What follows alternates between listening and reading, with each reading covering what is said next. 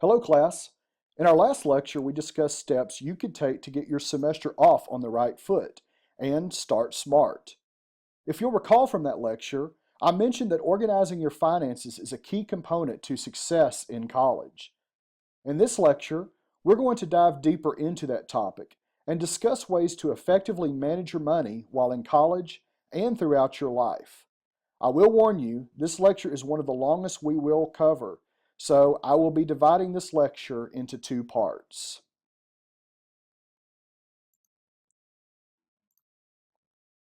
I'm sure you've probably seen information like this before.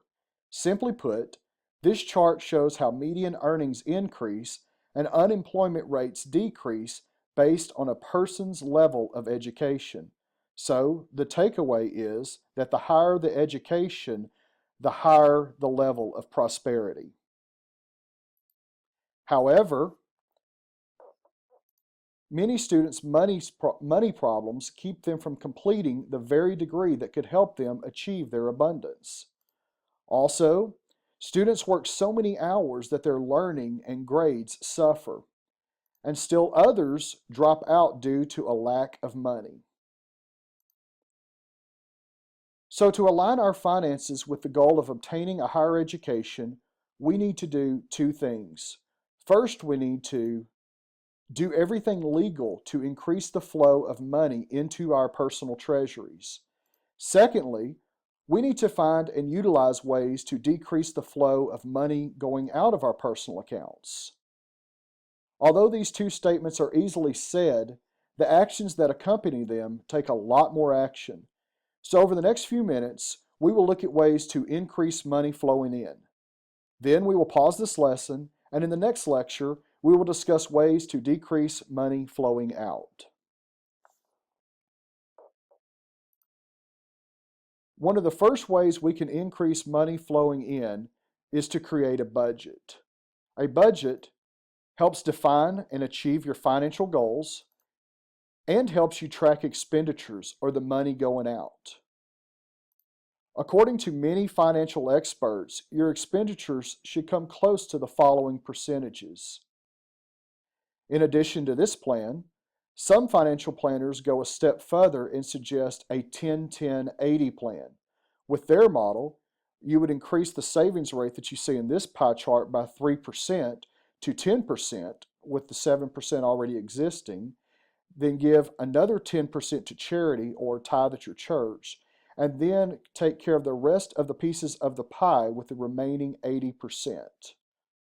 Regardless of what plan you choose, it's important to establish a good working budget. Remember that with each passing month that you have a negative balance, you slide deeper and deeper into debt. So, an effective budget and financial plan defines whether you need to increase your income, decrease your expenses, or both. Another way you can gain control of your finances is to partner with a bank or credit union. These institutions help manage your money with services like checking, savings, and ATMs, and provide online statements that can help you track your expenditures. But when you look for a bank, look for perks like free checking, or banks that have no penalties if your account falls below a certain balance, or banks that provide you with interest earned on the money in your account. Also, look for banks that offer free use of its and other institutions' ATMs. This can be a huge cost saver in that a lot of banks charge huge fees if you use another bank's ATM. These fees really add up over time, and it's an unnecessary cost for you to access your money. Additionally, when you look for banks, realize credit unions typically offer lower rates on services than do banks. So a credit union may be your best option. Regardless of what bank or credit union you choose, please realize that the bank can only do so much to help you manage your accounts. You still need to make sure your accounts balance or align with the bank, or you could bounce a check for insufficient funds. Another way you can increase your money flowing in as a student is to apply for grants and scholarships. These are awards that do not need to be repaid. For an overview of available financial resources, please visit this website.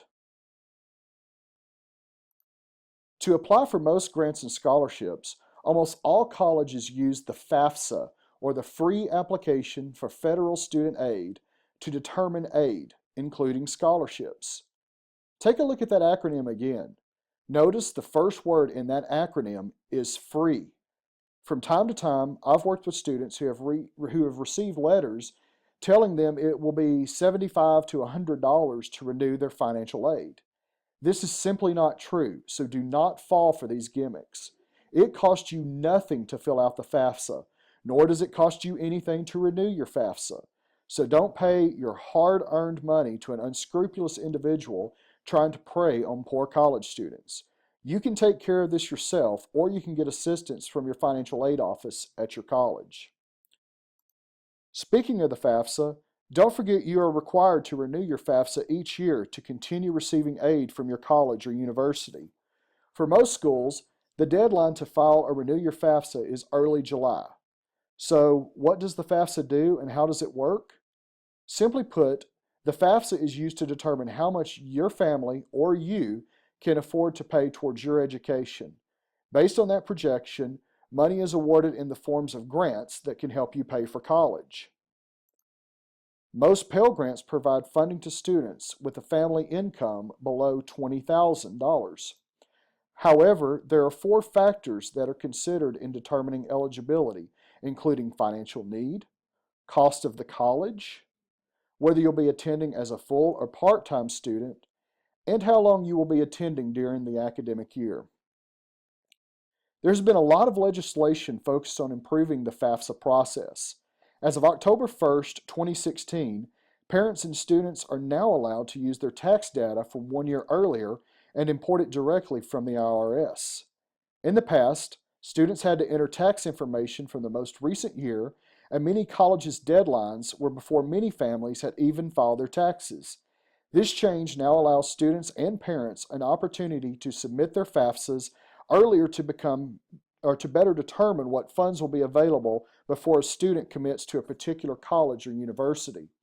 Also, a bill was recently introduced that would only require students to fill out the FAFSA once during their academic career instead of every year. However, at the time of this recording, that bill is still being discussed. Conversely, not all news regarding the Pell Grant is good. Legislation now limits Pell eligibility to 6 years or 12 full-time semesters.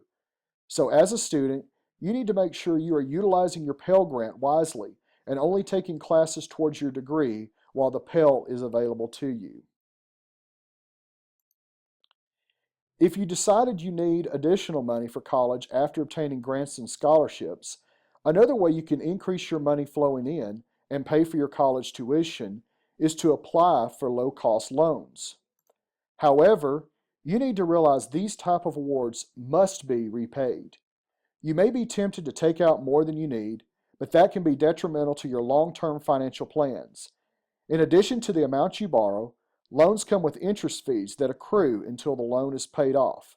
So, if you have to take out a loan, you need to look for the loans that have the lowest interest rate. Although you can obtain loans from lending institutions or banks, many students utilize loans from the government. Although there are multiple types of student loans from the government, we will focus on 2 in particular. The first loan often offered to students from the government is the subsidized loan. Not all students are eligible to receive this loan, but if you have to take out a loan, this is the one to consider. With these loans, the government pays interest on the loan while you're in college. The second type of loan available to students is unsubsidized loans. Unlike subsidized loans, the government does not pay interest while you're in college. So, when you graduate or leave school, you will have to pay for the original amount of the loan, along with any interest that accrued while you were in college. Therefore, if you have to take out a loan and you're offered both options, always choose the subsidized loan. Of course, the most obvious way you can increase money flowing in is to work. However, you need to check your work hours and keep your work hours in check and look for employment that will aid in your educational goals. Remember that as a student, you will be expected to attend classes and spend significant time outside of class completing assignments and studying. So you only need to work just enough hours to meet your financial goals and obligations. How do you do that? First, you should refer to your budget to determine how much money you will need after any financial aid has been applied, and then only work enough to meet those financial goals. One way many students get off track in pursuit of their college degree is to fall into the trap of working too many hours. After high school, many students begin working and enjoy the newfound financial freedom a job offers. However, as the purchases and bills increase, so do the work hours. So unfortunately, many students increase their workload to offset their debt. If you have decided you want to work while in school, you may want to find employment that aligns with your future career goals. You'll be amazed at how much you'll retain from the classroom if you're able to put that information into practice in your job.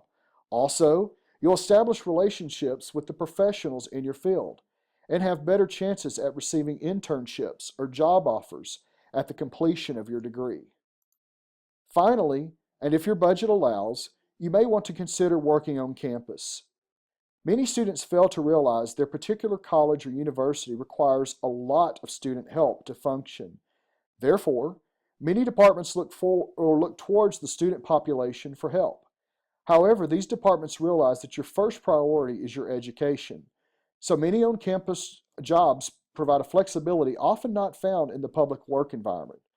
So an on-campus job may be the right fit for you to increase your income while going to college. This concludes part 1 of the Money Matters section of this chapter.